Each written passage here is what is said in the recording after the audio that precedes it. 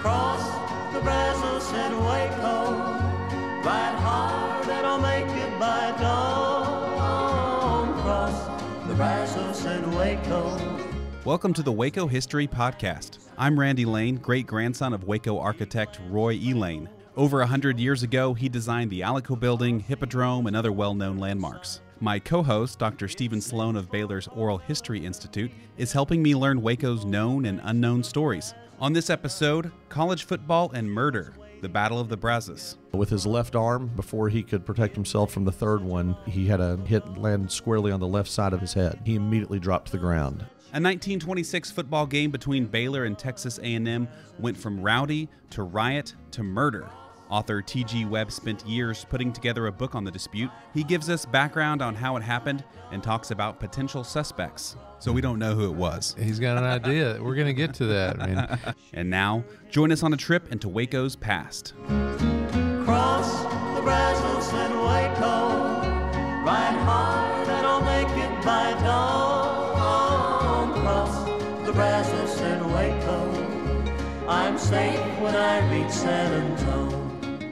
All right, well, welcome back to the Waco History Podcast. Stephen, today we have a very special guest. Why don't you start by how you found our guest here? We've got Tim Webb, or his pen name T.G. Webb, is Nice. with us today, and it's college football season. Yep. And nothing is more heated or passionate than college football. I've been doing oral histories recently with Coach Grant Taff, and he recommended Tim's book to me. So I went out and grabbed a copy and read it, and it's fantastic. I thought we got to get him on the podcast because most people don't know this story. It's not a story that a lot of people are familiar with, and it's a really interesting story, and I think Tim's done a great job investigating it. Excellent. So what's the title of the book here? It's Battle of the Brazos, a Texas football rivalry, a riot, and a murder. And this is Tim's first book, but he's a Renaissance man. He's a sports writer, salesman, recruiter, stockbroker, worship leader, and pastor. That's quite the resume there. Kind of a hodgepodge of many careers, shall we say, and miniature as in many, not multiple. And he's a fourth-generation Texan. Excellent. They can't say he ain't from around here. That's right. Yeah.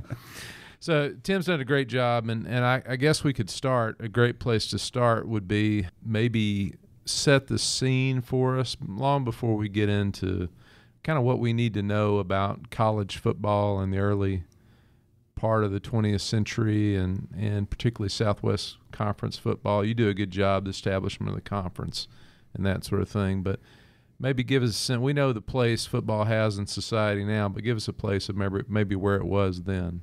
Yeah, so football was still in Texas, within its first 3 decades or right at it, but it was already as popular as it is today. It immediately found fertile ground here. So in the 1920s, in the period that I actually cover, it was extremely heated rivalries that you had back in those days.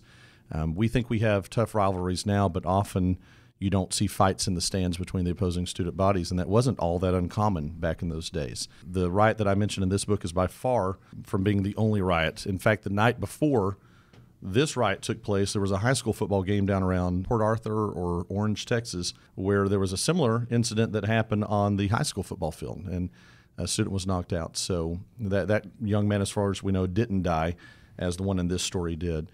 So extremely heated rivalries. Maybe that was because there was less entertainment options back then, so they had more energy to pour into their sports and stuff like that. But we think we have it big now that football's a religion here in Texas. I would say it was even more intense then. Well, in particular, we're talking about the rivalry between Baylor and Texas A&M. So, and of course, by the time you get to the setting, there's a history to it, going up to this, and so. Can you talk a little bit about that rivalry in the early part of the century and kind of how it had developed over time? Yeah, a couple of factors there is that Baylor and Texas A&M were two of the earliest teams in the state of Texas to field a varsity football team. A&M being the second after the University of Texas. Baylor came along a few years later. You had Adran College, which is now Texas Christian University. You had a couple of other universities or colleges then that were fielding teams, but Baylor was in the first 10, at least within the state. And so they all grew up together. And in fact, Baylor's second game ever and their first intercollegiate game ever was with Texas A&M. And so from the Baylor side, at least, that was always a very big game from the very start because their rivalry went back to the inception of football here in Waco at the Baylor campus. A&M obviously had an early history with UT. They played the first college football game ever in the state of Texas back in 1894. But because of their proximity, that they were within the same geography, so a lot of these students were being recruited by both schools. And just because of travel restrictions back in those days, it took a lot longer to go to the West Coast or something.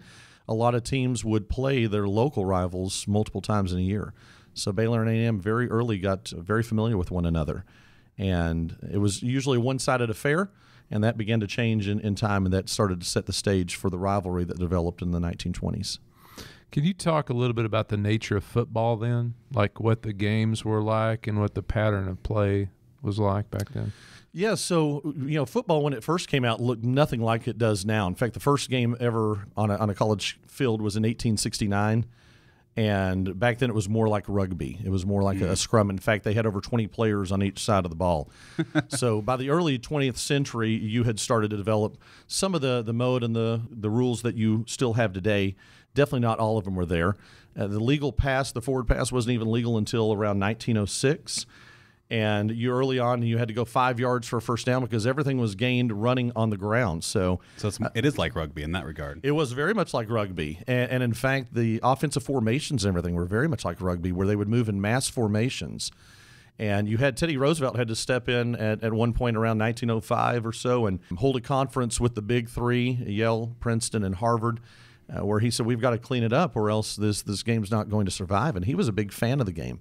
But when you have 19 or 20 young men die on a football field within one season, it got some high attention. And that's how the NCAA was formed, out of that meeting there in 1905, I believe it was. You're nodding, so I'm going to go with you. You may be more of an expert there than I am. Out of that, you started to see changes in rules. And one way to reduce some of the violence was to open up the field, make it be 10 yards to get a first down. And then you started having the forward pass became legal. And that caused defenses to back off, and you no longer had a mass of 22 guys at the line of scrimmage. You started spreading out the field. And immediately the fans took to the openness of the forward pass and what it could do for the game. And so by the 1926 that I write about, you read descriptions of the game, and it could be a modern game, oddly enough. Obviously, the uniforms were a lot more primitive. They didn't have near the flexibility in the uniforms now. They didn't have the hard shell helmets didn't come around until the late 1940s, early 1950s. So you were wearing a leather helmet if you wore anything back in these days. But as far as reading descriptions and the type plays and all that they did, it looks very much or sounds very much like the modern game that we know now. Very few sponsorships, I would assume. I would assume. You certainly don't read about them a lot. It is interesting. One of the things in researching this, on game day, there were a lot of ads in the paper, though. That was the day that they knew everyone was going to buy the morning paper. And so your home builders and everybody were putting their ads in the paper for the big event. One of the things that adds to these Baylor A&M games, or these home games Baylor's playing, is kind of the spectacle that was the Cotton Palace. And so a lot of our listeners won't be familiar with the Cotton Palace, and we haven't done an episode on it yet. We will, Randy. We're working on it. But maybe you could tell us a little bit about how that added to this environment of the game. Absolutely. It was one of the two biggest factors that I identify in the book of why the rivalry went from being just a local affair between two Central Texas schools that no one outside of their fan bases really paid much attention to all of a sudden it was one of the hottest tickets on the college football schedule every single year. The Cotton Palace is actually a great story, and I'll have to listen to that when you record that, because that's going to be a lot of fun history to talk about. The Cotton Palace was actually, in the 1920s, an early rival to the Texas State Fair. It lasted for only 2 weeks each year in the fall, but it had all of the events that you would expect at a fair back in those days. For example, we even had a roller coaster here in Waco, Texas. And the football field was a crude football field. It was built in the infield of a racetrack where they could actually, it was built for horses, but they sometimes ran dogs, and they even ran cars on it at least once that I know of. There's an old photograph of that. And so you had massive crowds being drawn to Waco that all of a sudden started attending this game. It gave people a reason to come back for it. And around that same time, you started to see a consistency in the scheduling. So you had two factors merging there, where before, some years they played each other 3 times or 2 times, and then they'd go a year or two without playing each other. All of a sudden, every year they played annually.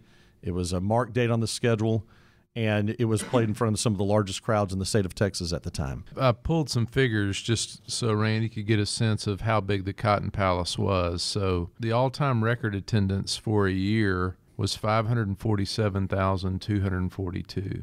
which Pretty good. which is an unbelievable number. But these numbers, even in the 20s, they're high. In 1923, they set a single-day record for 117,000 attending it. Nice. And so, I mean, this is a huge event, and you actually do some work in the book trying to estimate how many people may have been at the Cotton Palace that day and how many people may have seen this game that in question that we're talking about. Yeah, it's an interesting thing. In most years, you don't see a discrepancy in estimates of the crowd, but all of a sudden this year, you get as low an estimate as 18,000, which seemed to be about the standard capacity. But when you look at photographs of the Cotton Palace, and there's one that's used on the cover, and the panoramic is included in the book as well. When you see the enlarged version of that, you see a lot of people standing along the fence line. So sometimes they had as many as 25,000 people. And that sounds small today. But back then, you've got to think Waco was 35,000 people. And so that one day you're talking about in the 1920s where you have 117,000 people, that swelled the size of this town multiple factors of its standard population. And think about that. You didn't have the roads that you do now. You didn't have the big thoroughfares. You didn't have the restaurants, the dining options, the hotel options. I-35? I-35, absolutely. So it was a great boon for the city of Waco to have this annual 2-week festival in town that brought people all over from the state of Texas. And then when you started getting in the game, you actually started seeing people come from all across the country to come and attend the homecoming game between Baylor and Texas A&M. Talk about success of those programs early on as far as how A&M was doing and how Baylor was doing as we go up to the 20s. Yeah, so A&M had some very early success in their football history. Baylor did too in its first few years, but not on the same level. And in 1916, Texas A&M was blessed with a coach that just seemed to drop down from the heavens. And his name was Dana Xenophon Bible, I believe is how you say Xenophon? His parents taught the classics, and so, yes, they gave him a very Greek-sounding name. Nice. And I always thought Coach Bible should have come to Baylor. I mean, that would have been perfect. Yeah. When you talk about the Bible plan being implemented at UT, it just doesn't ring true. And that was his recruiting plan. He ended up at UT in the 1940s. And so at the time, though, A&M was riding a peak of its success, and in fact, probably a period that hasn't been paralleled since. They certainly have had some highlights along the year and some great stretches. But for the entire 10 or 11 years that DX Bible was their coach, they were a force to be contended with. And so Baylor had just had more moderate success, really hadn't had a huge season. We won the first, and I'm now showing my bias, Baylor won their first, that's right. As a grad, it slips out every once in a while. Baylor won the first Southwest Conference title in 1915, but then they tried to forfeit it. And they'd had a player that was ruled ineligible. That was the first year of the conference, and one of the reasons the conference came about was eligibility of players. And so no one ever seconded it, so it technically remained on their record books as Baylor's championship. And for many years, the school kind of downplayed that factor. Now they gladly boast it. But Baylor was not riding at the top of the conference in 1926. And so they'd hired a new coach that year. They had some ups and downs. They had a great coach right before he came in, but their success had only been recent. It had not been something that the program was used to.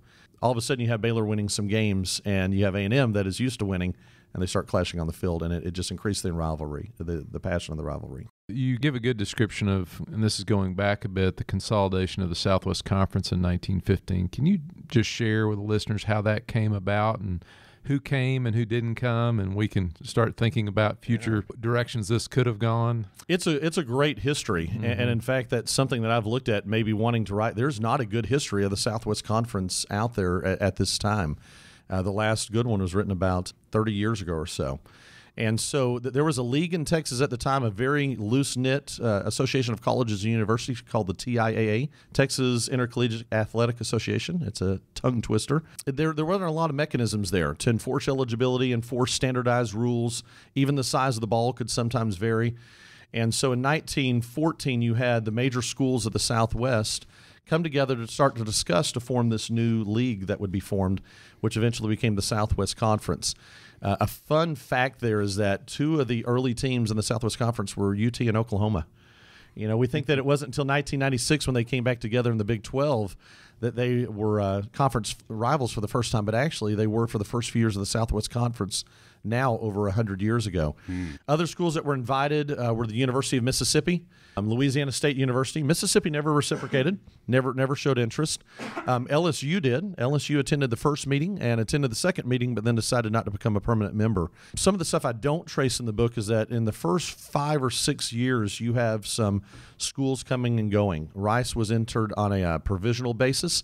The Rice Institute at that time before they were Rice University, and then they left, and then they came back.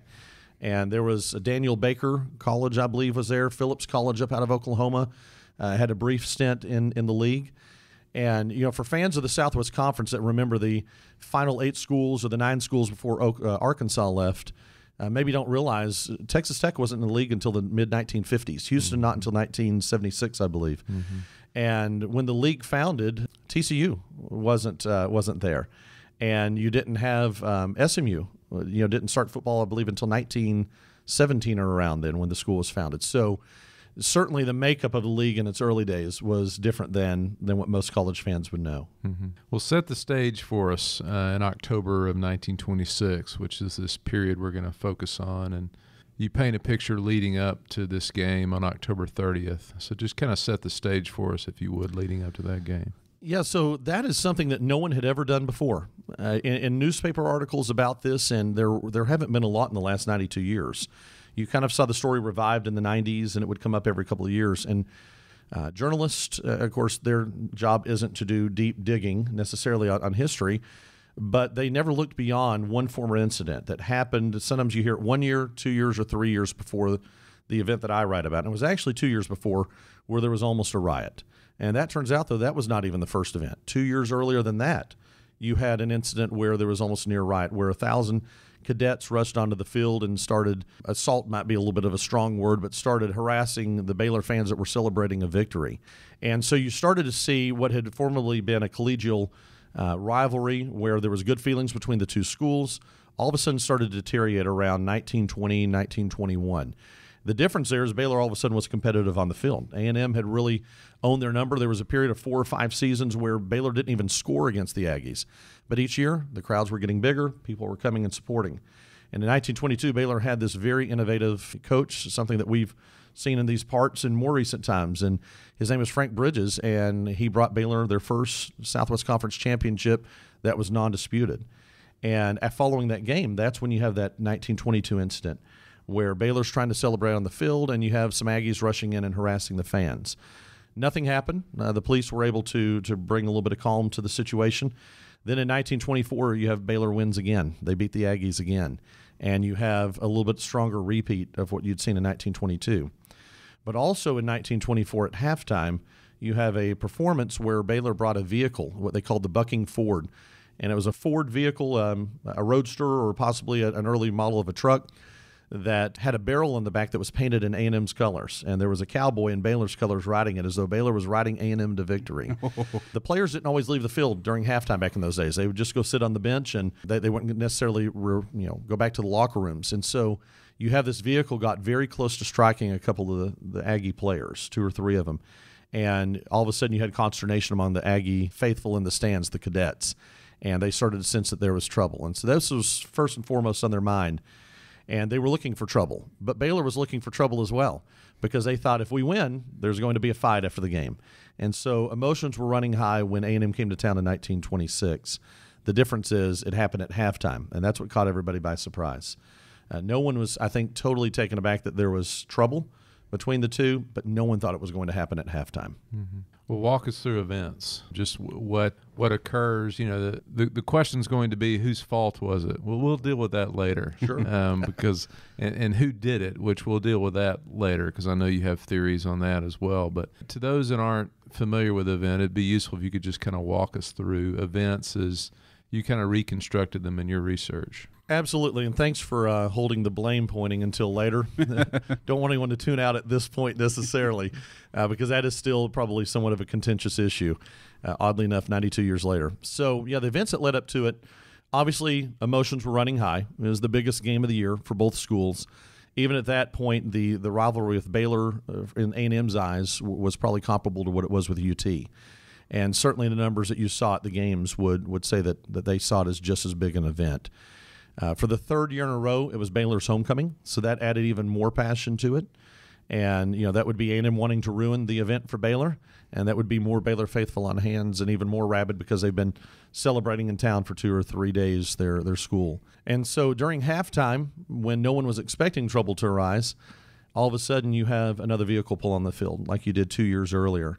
And leading up to that, there had actually been some maybe juvenile tactics that had occurred on the field. Some Baylor freshmen had come out dressed in mock uniforms, mocking the A&M cadets' uniforms, and they'd done some mock calisthenics. That was something A&M used to do at halftime. They would come out and do military drills as part of their halftime performance, and that year they didn't, and so you had some Baylor kids coming out and mocking the Aggie routine. So what would a mock uniform look like? I wish we had pictures of that, and that's something I really like to see. As far as I know, I remember the day that I heard about this event was at a Baylor and A&M game in 2008, and you had a couple of Baylor kids come out with a Baylor line dressed as A&M cadets holding hands and skipping across the field. So it could have been something as benign as that. They looked like orderlies. So, it wasn't the right shade of uniform. So like to disparage their masculinity, possibly? Possibly. Okay. And I think that's some of maybe what is a little bit implied there, too. There was a hazing ritual, they called it, where the Baylor freshmen bent over and some upperclassmen presumably paddled them right there on the middle of the field. Okay. They had some streamers and Baylor colors tucked in their pants, and they pulled those out and ran the streamers around in front of the A&M cadet section. So you had a lot of mocking going on, and you had a lot of kind of ribbing, but nothing at that point was predicting that anything was about to happen. It wasn't until this vehicle came on the field, and that brought back memories among the cadets of what had happened 2 years earlier. And before you know it, some cadets are on the field, and they appear to be attacking the vehicle, and that's when, as one Baylor witness at the time, and I use it as a chapter title, all Hades broke loose. And you had one of the largest mass riots on an athletic field in American history. So you described what the vehicle looked like previously. Was this a similar type of situation, or was it just a vehicle that we don't have a description of? So that is, and I may be the only person that found this funny, but in the research, you have the head A&M yell leader that says in a testimony after the fight that he had asked who he presumed to be the Baylor head yell leader, and that is the correct term. Aggies will not be happy to know that, but in those days, Baylor's cheerleaders were called yell leaders. And he had asked him, warned him not to bring a Ford onto the field, and not to bring the bucking Ford. Yes, a bucking Ford, I'm sorry. And when he was asked later to say, did you tell them not to bring this Ford, he said, I never thought there was going to be a different kind. And so Baylor didn't bring the bucking Ford, so presumably it's a different vehicle than what had come out 2 years earlier. But just the sight of any vehicle, I think, would have triggered it. And it was a Ford Roadster that was stripped down. The back was removed, so it looked a little bit like a flatbed truck possibly. And that's where there have been a lot of myths that have arisen that it was a float, that it was a truck, or that it was this or that. It was, from all testimony that I could ascertain, it appeared to be a Ford Roadster that had been just stripped down to a single cab where there was maybe like a bent seat across the front. Okay. But there are also co-eds involved this time. Yeah, and this is another part that it's tragic, but there's one of the funniest comments in the book comes out because of that. There were women dressed in costumes that day, if you want to call it costumes. They were dressed in, they each held a different placard of a year of a big Baylor victory. Not a Baylor victory over A&M, though that is often misreported. And there's actually a book that I reproduce in the book from the Waco newspaper at the time that shows they weren't carrying signs mocking A&M. There was a victory over TCU, a victory over Texas. And so those victories had occurred in different years. And so each of the ladies was dressed in an apparel, an outfit that was fitting of the year that she represented. And so they were sitting around the vehicle. A couple were in the cab with the young boy that was driving the vehicle. And so later, A&M's, one of their defenses was that they thought it was boys dressed as women, even though there's ample evidence in their own testimony through an internal investigation at A&M that was not what started the fight. But that was one of the funny things later that the Aggies used as their defense, that they would never knowingly harm a woman. And Baylor repeated it as no Aggie had ever knowingly touched a woman. So once again, a little shot at the masculinity there. And it's kind of interesting that even in tragedy, people could keep their sense of humor. And you think if they could have only done that a little bit sooner, the whole tragedy could have been avoided. So the narrative of this goes, a couple of, and I don't know if it's cadets or A&M students, jump out of the stands. Can you take us through that? What happens? Yes. So at this time, all A&M students were cadets. They didn't drop that requirement until the 1960s. And so it was an all-male institution. And you had a couple of cadets. Early reports said 3.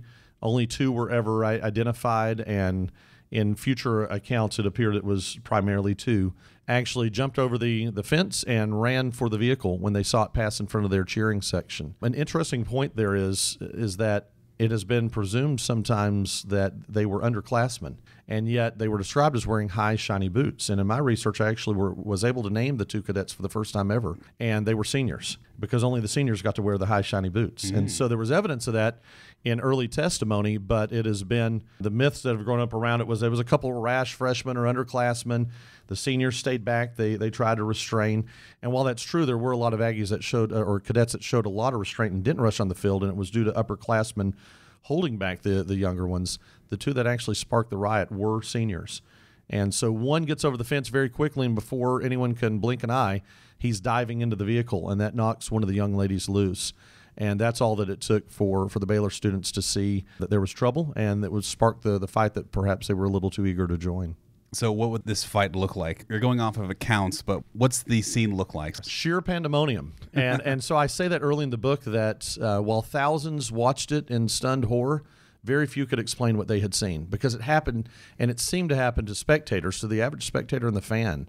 And, Joe Citizen in Waco, it appeared that this started for no reason whatsoever. They didn't understand the underlying currents, what had happened in 1922, what had happened in 1924, and just the souring of relations between the 2 student bodies. And so most of it occurred down on the A&M side of the field, and where you had a mass of students just totally huddled around this now disabled Ford vehicle with the young driver desperately trying to get out of the crowd without getting his teeth knocked in or something like that. But you have upwards of about 1,000 students, according to the San Antonio newspaper at the time. And when you read other witness testimonies and all too, and you kind of piece it together, that number seems to be pretty accurate. And yet it was very heavily favored on the Baylor side. There were many more. So when the A&M students, when the cadets rushed into the fight, they just rushed in to fight mano a mano, fist to fist. The Baylor students took as an occasion to pick up anything that they could carry onto the field and to use it as weapons. And that's where you kind of set the scene for tragedy. And so while you've got this big mass down around the 15 or 20-yard line in front of the A&M cheering section, you have a separate mass of people starting to gather out around the 50-yard line, and that's where the action that I actually detail took place. Mm-hmm. Yeah, and Tim does this in the book. He kind of triangulates different people saw different things. And tell us the events that lead up to Sesam's. Am I saying that right? Yes. Yeah. Charles Sesam's. Yeah. Sesam's injury initially. Yeah, tragic story there. He was a senior as well. And so there has been myths or beliefs ever since that he went on the field to help young women off the field, or that he went on to restrain the other cadets from fighting. But we know from testimony of the young man who was sitting next to him and had been with them since they arrived in town that morning, that they actually went down on the field to join in the fight. And that's one of the points that I got to settle for hopefully all history when people debate this story in the future, if they do, that we know why he went on the field. And so he saw what was going on. He saw that his fellow cadets were greatly outnumbered, and he went down to join in the fray. He barely got on the field. Someone took a swing at him with a club as he was trying to get over the fence, and it was that young man that he most likely pursued then across the field. And he fended off a couple of blows and with his left arm, and before he could protect himself from the third one, he had a hit land squarely on the left side of his head, and he immediately dropped to the ground. And so you've got this wild scene going on, and that is what led to some people not knowing who had done it, because how do you pick out one person out of 1,000 and say, that's the person that swung the fatal blow? So you say club, is it just like a piece of wood or something someone brought with them? Or yeah, so you've got various descriptions of it, but the most consistent description, and from who I deem to be the most reliable people testifying, it appeared to be part of a wooden chair. And so you've got to think, again, this is more primitive, not McLean Stadium with our fancy seat backs and all. Back then, you had wooden bleachers, and you had extra seating down on the field level where the Baylor freshman football team was seated, because in those days, before the 1970s, freshmen couldn't compete in varsity sports in college. And so a lot of the freshman players had worn their uniforms that day to get into the Cotton Palace for free. If they looked like they were with the team, they weren't going to be charged admission. And so they had front row seats right there on the field level in front of the Baylor cheering section. And it appears that many of them, when they got up to go into the fight, picked up their chairs and broke them into pieces that they could swing. And so it was about a 4-foot-long piece, would have resembled about the size of a baseball bat, which is a interesting point that I don't dwell on a lot in the book, but two of the suspects actually had played baseball. And so the blow was so well delivered, it strengthens the case that it possibly could have been one of those two suspects, because he swung it very well. And in fact, it was asked in the A&M investigation, did he swing it back from fully over his shoulder? Was asked of one of the witnesses, and he said that the young man that had swung the blow actually had. And so that means he wasn't swinging wildly. He took good aim. He knew what he was doing, and he was expert at it. And he hit his mark on the third attempt there. So about a 4-foot-long piece of a wooden chair. So the cadet was going over the fence, and a Baylor person hit him initially? Is that how it worked? So he's going over the fence, and presumably a Baylor young man, because he wasn't in a uniform or anything, someone took a swing at him. And since he was wearing an Aggie uniform, we assumed that was a Baylor person. And all the evidence points to that was the same person that would eventually land the blow that would end up killing Sessoms. And so he avoided that. He was able to duck that blow, got over the fence, and pursued this person through the field and through the mass of people. One witness actually testified that the young man was at least telling him, stay back or stop or something like that, warning Sessoms not to pursue, because Sessoms was much taller than the young man that he was pursuing from the testimony. He had not been hit up until then, and evidence later suggested one of the doctors that inspected the body after he died said it appeared he had died from a single blow. So you were saying also that the cadets were not brandishing weapons per se, but the Baylor students were? There's not a single shred of evidence that an A&M student used anything but his fists in the fight that day. Was that something to do with their machismo Very culture? possible. Yeah, so they had a saying at that time, and it's another chapter heading that I use called "There Shall Be No Regrets." That was one of the things the two schools just disputed, because A&M talked a lot about their great sportsmanship at the time, and that they wanted to be known for acting in a certain way, and yet they were accused for being somewhat rowdy at that time, and that they weren't living up to that ideal. And so, yeah, when they went in, I would think it's probably because they thought they could handle themselves. What is the saying, 6 foot tall and a mile wide? And that seemed to be kind of the mindset that prevailed among the cadets. It was the Baylor students, though, that picked up bottles, definitely the pieces of the wooden chair. There was one student that claimed he even saw a metal rod that had been pulled up around one of the fences. There was a wooden fence around the field, and another witness said that he'd seen a student breaking up the wooden fence to take it in. There were reports later, though, that Baylor had brought in clubs in athletic trunks and had set them by the side of the field. So they brought them in what would have looked like a benign trunk, maybe full of shoes or other athletic gear, and that as the fight started, they opened the trunks and they were handing out weapons. And then when the fight was over, mysteriously, every single weapon got back in those trunks and got off the field without anyone being able to prove it. So you only hear that after the fact. No one made that claim immediately. They went and reported it to police or anything. So that seemed to me to be a kind of a story, and I mention it, but I dismissed it because there's really no substantiating evidence for that. It looks like that the students took advantage of what was on hand at the moment, and they weren't shy about using it as weapons. So the actual incident where the guy dies, it sounds to me almost like the Baylor kid got a little overzealous and went to try and hit this kid, and then if he's being pursued by him, is probably maybe going to be swinging a little bit more erratically because he's fearing for his safety at this point. Right.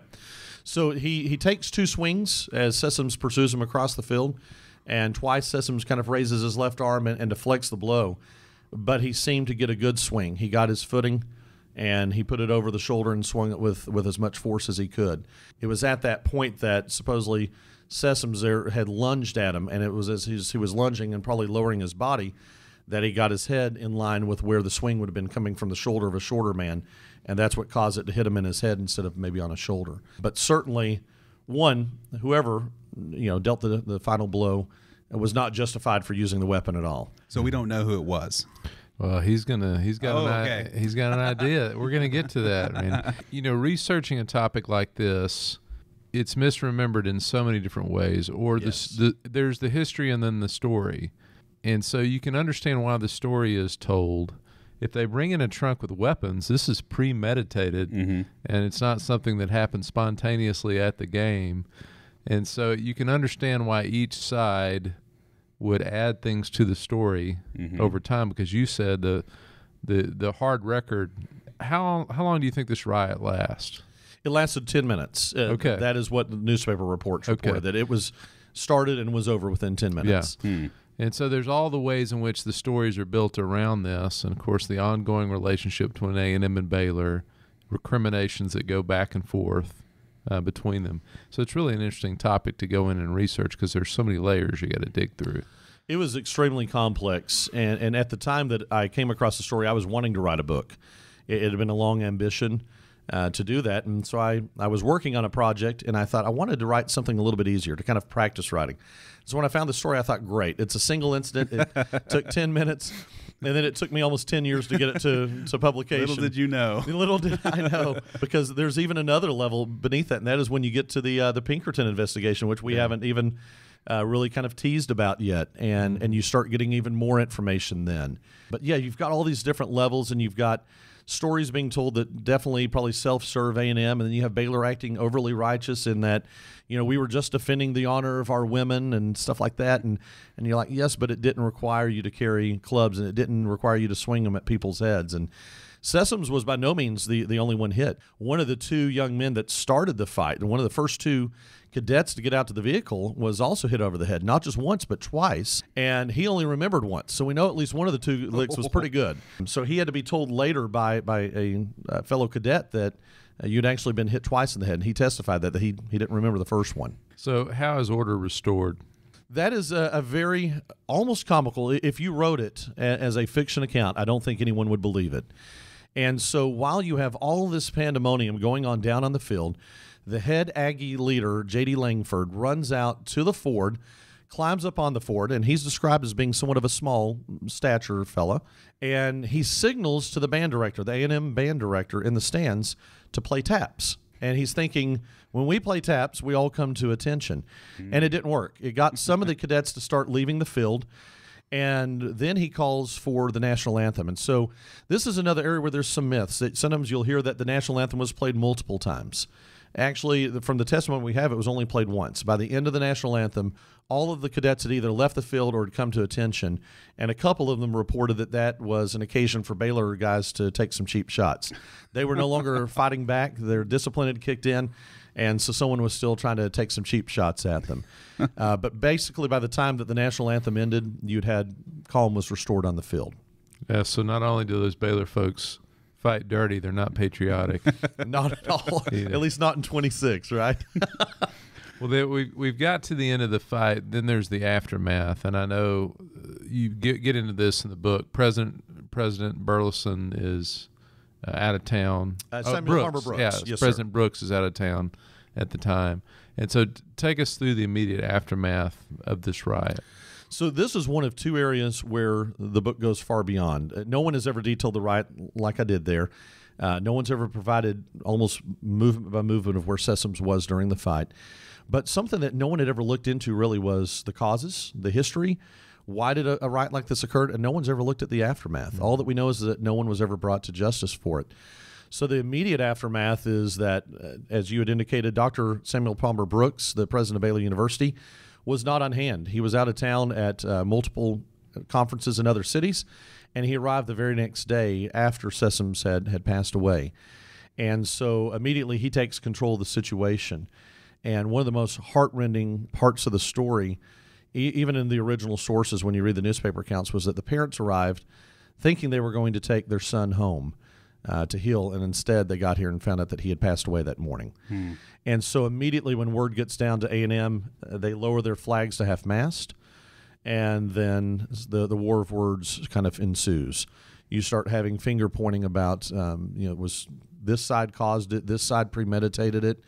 And so you had the two presidents immediately say, we need to get together. It was Brooks's idea to meet with T.O. Walton, the president of Texas A&M, and to say we need to have a conference, we need to get to the bottom of this, and let's not release any statements to the media until we've had a chance to talk. And so they did that. But their press release that they had on, I think it was November 4th, which was about 5 days after the riot, didn't do anything to calm the rising furor on both campuses. In fact, it inflamed the Baylor students so much that they retaliated with a special edition of the Baylor paper that just let loose on A&M. That's where you start getting the idea that, that was actually after A&M's response, where you get the accusation that no Aggie had ever willingly touched a woman. But you do have Baylor recounting different incidents where A&M had been bullies to other conference members, even to a non-conference member out in New Mexico earlier that same year. Well, of course, the Aggies get this account in the media, and there's no way they're going to take it sitting down. And so there's actually a letter in the Baylor archives at the Texas collection between A&M's president and Baylor's president, saying how unfortunate it was, and that he was even questioning how much control Baylor's president still had of his own school, that the school paper could write something so inflammatory and so incendiary against one of their conference rivals. And he said, so unfortunately, of course our students have to respond, and they did on November 8th, 4 days later. A committee of 10 senior cadets spoke on behalf of the whole A&M student body, and their attitude was simply, we thought it was boys dressed as women. We were willing to let matters rest, but when we read what Baylor did, we had to respond. Where Baylor said that they'd been picked upon in the past because they were the smaller student body, all of a sudden A&M said it's just the opposite. We were the smaller student body that day. We only brought 400 to your campus, and one of our members didn't come back with us. And so you have this rising passion that these two schools are going to play each other in basketball.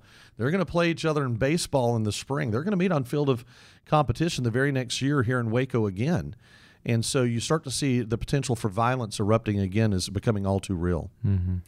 And in fact, this is something I didn't cover in the book, but for anyone that does the research on this, there were some comments made in the Waco paper about cracking skulls a few days after the fight. And I tried to tell the story. I tried not to tell it in a passionate voice at all. I wanted to relay the history as it occurred and let the reader decide what they thought happened. And this would almost have been, I thought, a little bit too inflammatory because it never references Sesame exactly, but certainly what it's indicating is that some Baylor fans were saying that it was kind of a good thing or something that some skulls got cracked, and which is exactly what was the cause of death here. And so you have that being written to the local sports editor, Jinx Tucker, of one of the two Waco papers. And they're publishing this here in Waco in less than a week after the young boy died.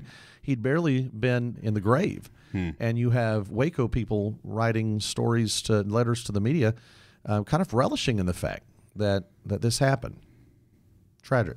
Yeah, very tragic. Well, the question of who did it. There's the CSI element, the trying to assemble evidence to figure out recrimination, the investigations that come to this, and how does that emerge where it's A&M that takes the lead to investigate the incident. And so you have a couple of tracks of investigation going on there. Immediately after the fight, the day after, you have a gathering of Waco leaders and Baylor leaders in the district attorney's office here in McLennan County.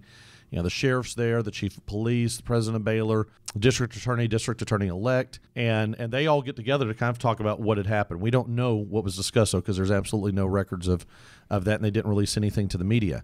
At the same time, A&M launched their own internal investigation, which the transcript of that investigation runs about almost 100 pages, and that is available in the A&M archives at the Cushing Library, and was an invaluable resource to reconstruct what actually happened, because you had so many cadets testifying of what they saw and what they knew about where Charlie was and when he moved here, when he ducked on the fence and stuff like that. And so what you don't ever find in the days after that is an official investigation in Waco. You don't find any legal investigation. In fact, the day the boy died, the inquest into his death was closed. It was ruled as caused by party or parties unknown, and it looked like no one wanted to look any further. The book closes, I reference a Waco detective that had indicated to the Pinkerton detective that he was actually kind of carrying on a discreet investigation on his own because presumably the city wasn't really looking into it. And so that is one of the saddest parts to it. And fortunately, we have the Pinkerton investigation as well, which is right now not in the public access, but it's going to be. I'm going to be able to donate a copy to both Baylor and Texas A&M with the family's permission, the Sessoms family permission. And so I have one of only 2 known copies of it right now in my files at home. And there's a lot of testimony from people around Waco where they start to speculate almost immediately about who the killer was. And so no one ever was held account. No name was ever speculated in any media account. And in fact, it wasn't until 2011 when Kevin Sherrington of the Dallas Morning News was the first person ever to speculate about a possible name. And he got his name from the archives at the Cushing Library at Texas A&M because they have a document there that claims who the killer is. And it's odd that A&M hasn't ever bothered to look into this, to pull this forward and to write a story about it, to say, well, at least someone was fingered at the time. And so it's kind of been there underneath our nose. The thing is, though, he's not the only suspect. There are some other really good suspects that needed a little bit deeper look into them. And a lot of the information that the Pinkerton detective acted upon was from leads that were passed to him by the A&M investigators. Yeah, there's something unusual about this document. Tell us a little bit about this document that names the killer. Yeah, so the first thing is it's anonymous. We don't know who it is, so already it loses a little bit of credibility. And in my mind, as the researcher, I wish I'd known who wrote it. There's some internal evidence of how things are referenced, like the first quarter of the century and all, that give an indication that some of the principals maybe were still alive and some had recently passed. So it makes me think there was very early authorship. A&M has had it in their archives at least since the 1970s, but they claim they don't know who actually donated it. And the document references 4 witnesses, but none of them are named either. And in fact, some of the facts that they state in the 2-page document that names Sessoms' killer, we know are factually incorrect. So some of the statements they make are not corroborated by other evidence that we know from primary sources. And so that kind of weakens it. But the bombshell obviously is they name the killer as a former Baylor student by the name of Hubert Connolly. And so Hubert Connolly had graduated in 1924 and had been a popular athletic figure here around Waco at Baylor, had a very successful sports career here, and had some important ties. For anybody familiar with Waco's history, the Connolly Air Force Base that used to be here, he is distantly connected to that individual. You had Senator Connolly from Texas at the time, I think Tom Connolly, and that would have been a distant relative of his as well. And so Connolly Compton Funeral Home in Waco today is from that family. They were a very prominent family, at least through the middle of the 20th century here in Waco. And so he was fingered very early on in the investigation by the Pinkerton, but he's also the person that is named in the document at Texas A&M. What do you think? Not going to say. Is it okay to be coy? So the mystery remains then. Yeah. So what I do for the reader is I don't tell. I honestly have my lead suspect. Sure. Just from having read it and lived with this story for so long. But one of the things that when I went through it, I thought, for me to accuse someone of murder now, when they're deceased and they can't defend themselves and there is no smoking gun per se, there's no deathbed confession, at least not that we have found yet. That was something I wrestled with. I thought, how far do I go? How far should I go? And being a first-time author, how far can I legally go? Can a descendant come back and sue me for something I'm saying about a deceased relative? But I thought I would kind of take the point of let the reader decide. I'm going to put out all the facts as far as it could be ascertained. The document we're talking about, I reproduce it in one of the appendices of the book where someone can read it word for word as it's in the A&M archive, so they don't have to drive to College Station to fish it out. But there are 4 strong suspects that I really look at in the book. There were other names that were named. They were investigated and don't seem to be very substantial. One thing I don't mention in the book, and this was very intriguing, is that the murder weapon was apparently dropped. After the fatal blow was struck, whoever swung the fatal blow dropped the club on the field and was seen leaving the scene. Individual came back a couple of days later and wrote a letter stating that someone had picked up the weapon and it was in De Leon, Texas, of all things. And so I had the name of the individual that was said to pick it up. And in 2012, when I was researching this, I looked up and I could only find one individual in De Leon, Texas with that last name, and I could never reach that person. So after the book was published, I actually went back to De Leon, Texas to see if we could find in one of the streets there, one of the main streets has that same family name. So I suspect there may be some connection. Now, that wouldn't be the murderer in any form or fashion, but it was someone that picked it up almost as a macabre souvenir. The Jesse Washington story here in Waco of a lynching that had happened in 1916. People took fragments of the body as souvenirs. And so this is only 9 years or 10 years after. And so that was just something odd that people did in those days, that they wanted a relic of what had happened. And so it's very possible that the murder weapon or the alleged murder weapon is still out there. And I'd hoped to uncover that definitively one way or the other, but couldn't reach anyone to to be able to ask about that. Also thought, how weird for that person if they're going to call 85 years or something like that saying, by the way, do you have a murder weapon on hand? That, Do you have a bloody stick? yes, exactly. Well, I just happen to have one right here. But I thought, what a wonderful story they could tell if they did know. They'd say, this has kind of been handed down to the family. We've wondered if someone was ever going to call. So I intend to try at some point in the future to look at it. There are still little threads of this story that I probably will kick around from time to time to see if any more can be learned. But I think we pretty much know what there is to know at this point. Now, I know there's a 5-year moratorium. There's not another football game. The schools agree on that. But I'm interested in kind of the long memory of this event. And as you said, it comes to you in the 21st century where someone says something about it. And I'd like to ask, and it's unusual now because we don't play A&M in football anymore, kind of what this incident meant over time as people kind of reflected and looked back on it and as it came up from time to time. So that's something I'm still uncovering a little bit. As I meet more people from A&M, I find out just more and more that they know something happened. This story is much more alive at A&M than it is in Waco and at Baylor.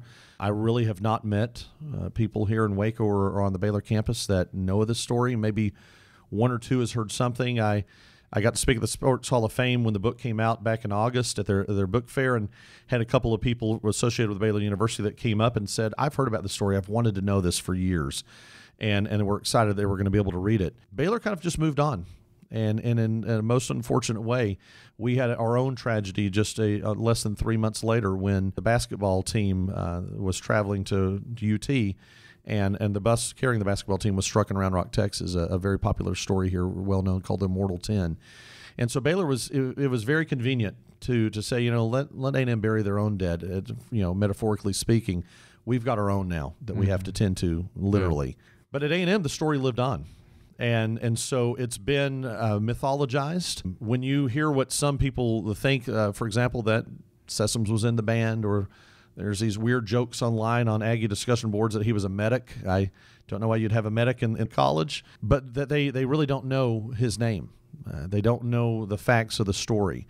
They know that the biggest legend around the story is that the cadets seized their own parade cannon, commandeered a train, and set out for Waco to level the Baylor campus in retaliation. And that's been a story that is believed as fact. In fact, it's presented as fact in A&M's centennial history, written in 1976. But there is absolutely no contemporary substantiation that ever happened.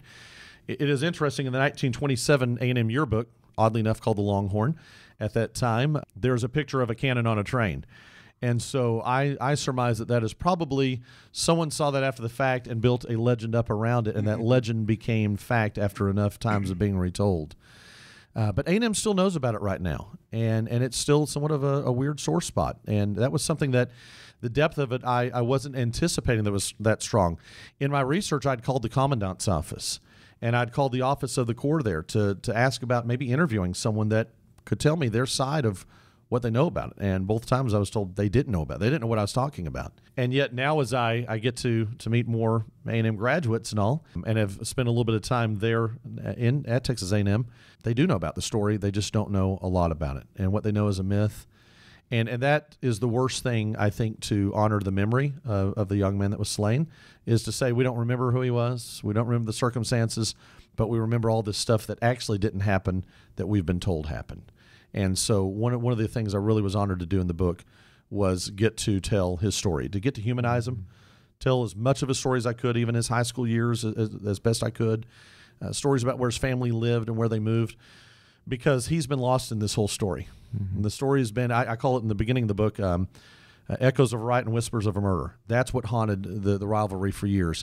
There was this subplot to the A&M Baylor game that something bad had happened sometime, and everyone had just kind of forgotten what those details were. And so I wanted to recapture those details. I wanted to say this was a young man with a bright future, 24 years old. This was a real human. He felt real pain. He suffered for several hours before he really died.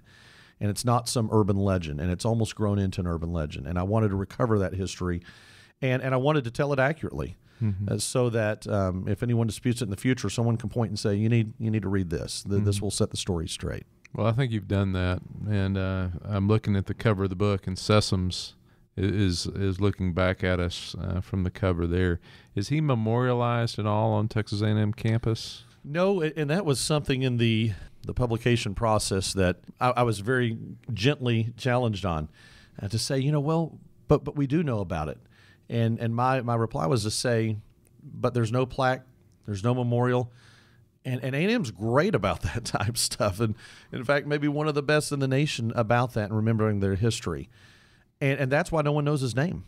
So there's going to be a lot of Aggies that say, oh, I've heard about this story, but I didn't know his name was Charles Sessoms. And actually, he went by Charlie. And so I call him Charlie. Mm-hmm. And that year in their yearbook, they ran a one-page memoriam to him that's reproduced in the photo section of this book. And one of their students, fellow students, wrote a poem called At the 11th Hour. And in that poem, he says, Aggie of ours in manhood's prime, time leaves little but names, but you and yours will always live in Aggie halls of fame. And yet he hasn't. And so I take that line and I dedicate the book to Charlie, to his memory, and to say, now your name will always live. To try to do what should have been done all along. Baylor shouldn't have forgotten about it. Waco shouldn't have been so dismissive. But A&M shouldn't have forgotten about it as well. We never should have forgotten his name. There could have been a trophy when the two schools were playing, the Charlie Sessoms Memorial Trophy or something like that. And that would have been a fitting way for the two schools to come back to say, yeah, we were both wrong. Mm-hmm. The Aggies didn't have to rush on the field, but Baylor didn't have to carry weapons in there. Yeah. And when someone did, they didn't have to swing it in a way that was with deadly force. Do you think that it's been kind of buried because it doesn't paint either in a very good light? Absolutely, 100%. In fact, that was suggested in the immediate days after here in the Waco paper again. Jinx Tucker, who was an early sports writing legend here in Texas, had said, to end the rivalry would be like locking the barn after the horse got out. It was already over. And he said the fact that it had resulted in such tragedy probably would temper everyone's spirits in the future because they would be afraid to lose control. They don't want a repeat of it. That everyone had realized, what a waste this was, that a young man had died over something so petty as a prank at a football game. And so he'd cautioned everyone, why don't we just forget about it and move beyond? And then I mentioned the Immortal 10 incident where several members of the Baylor basketball team and some other students were killed in Round Rock. So Baylor had an excuse. Baylor said, yeah, we're going to move on from that. And then when you had the two schools, it took a month, but they severed contracts. And they didn't just sever the contract in football. They severed all contracts. All athletic contact was broken off between the two schools. And they didn't designate for how long. And they waited 5 years. And when you look at that, if someone's going through school a little bit slow, it made sure they had time to get out. So that when the rivalry resumed, anyone that would have been associated with it would no longer be among the two student bodies. And so, yes, I think absolutely. It was easier to forget because it was a shame on both houses. This never should have happened. And no one wanted to stand up and really take blame for it. And, you can speculate that, and I do, about one of the suspects that claimed he knew a lot. And at the end of the book, I kind of tell you what happened to the different suspects, what went on with their lives and all. And on his, I speculate, did he ever think about this? Was he ever concerned about what he claimed he knew but he wouldn't tell? And you wonder how other people that saw stuff and knew stuff, did they wrestle with that morally later in life to say, I should have spoken up. I saw what happened. I knew what happened. The sad thing is, even if they had, nothing would have resulted. Mm-hmm. It would have been a small fine. It would have been a misdemeanor crime. And that's one of the things, spoiler alert there in the book, that had they even found the killer, there apparently was no appetite for justice here in McLennan County. So I guess the lesson is sometimes when we're at these football games, we let our emotions run high, but they should never run too high. Yeah, I cringe when I see fans now getting a little bit carried away. I cringe when you see a fight break out on the field. I saw one at a high school game earlier this year, and you had a student come running in and literally dove over people to get in the middle of a fray. And I'm like, gosh, if you knew what the consequences could be, you wouldn't be so eager to rush in. You might be a little bit calmer. And it certainly makes me a little bit more moderate fan. I'm still a rabid fan. I'll cheer on my game days and all. But it makes you keep some things in check because you realize at the end of the day, it's just a football game, just a basketball game, just a baseball game.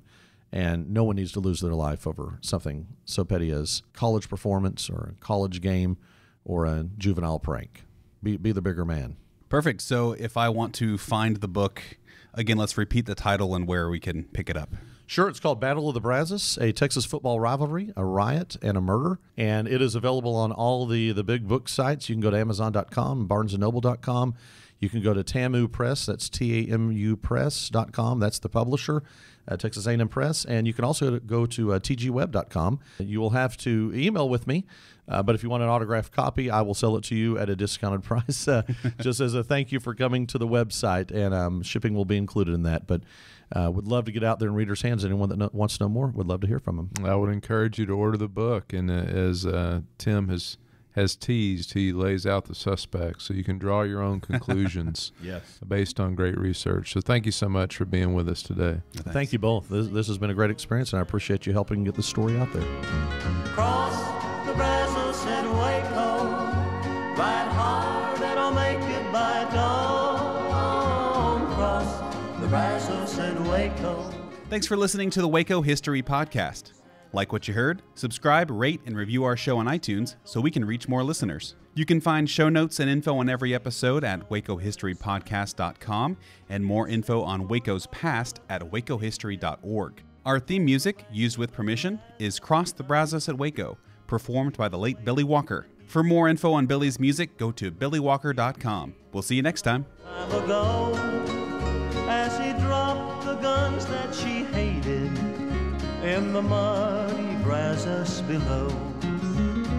Cross the Brazos and Waco, ride hard and I'll make it by dawn. Cross the Brazos and Waco, I'll walk straight in old San Antone.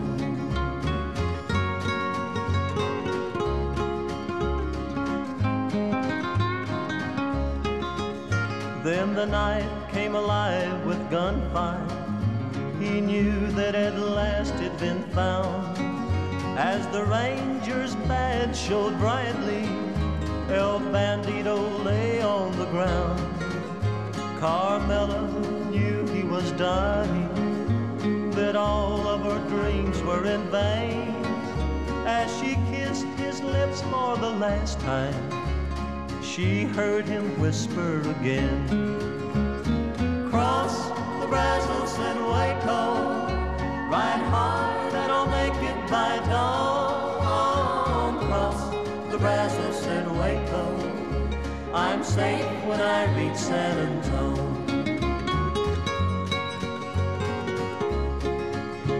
I'm safe when I reach San Antone.